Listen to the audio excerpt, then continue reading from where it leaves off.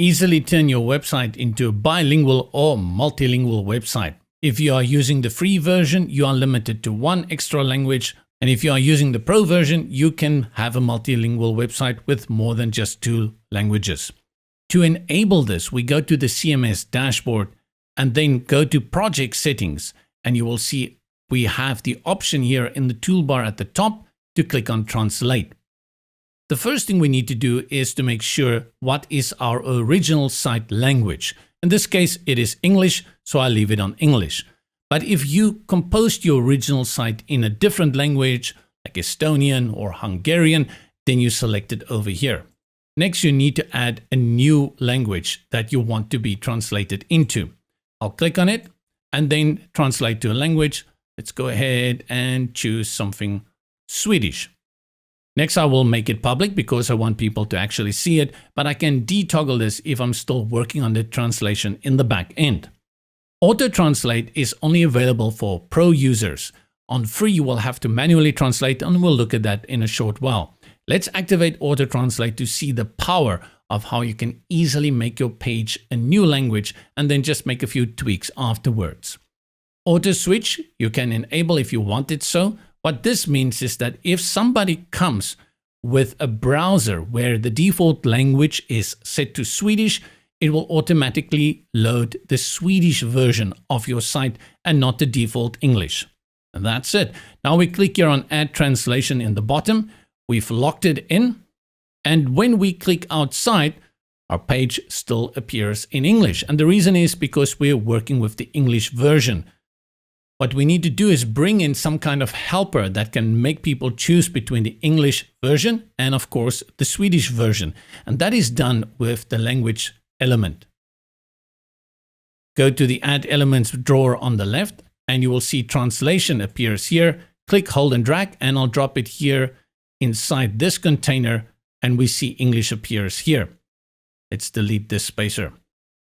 Let's save, Control-Command-S. And go and preview this page on the front end. You can see we have our page here with our switcher at the top, and I select and Swedish appears at the top. If I select Swedish, our page switches and it goes to our Swedish automatic translation. Now, I cannot speak Swedish, but in the event where you realize some of this translation is not spot on, and in most cases it's not going to be 100%, you will need to go and do some manual changes to it. Let's go back to the content management system.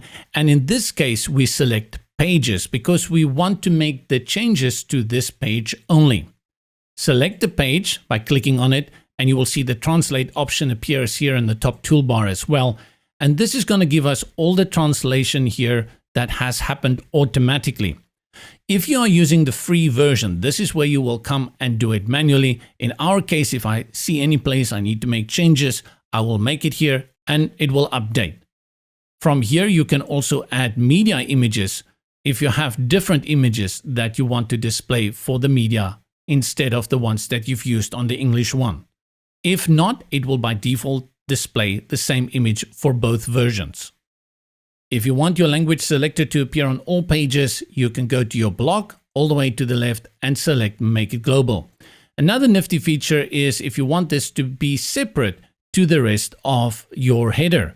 I'll select the element, then go to Settings, Styling, Position, select Fixed, and from Vertical Offset, I will set it to the bottom. Here it appears now at the bottom.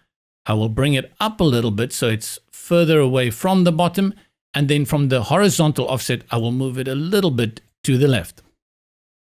You can increase the width if you want, but in this case, it's already good enough. Now, whenever I scroll on my page, you can see the selector remains there at the bottom. This way, it's very easy for people to have that floating toggle for the language switcher on the page at all times.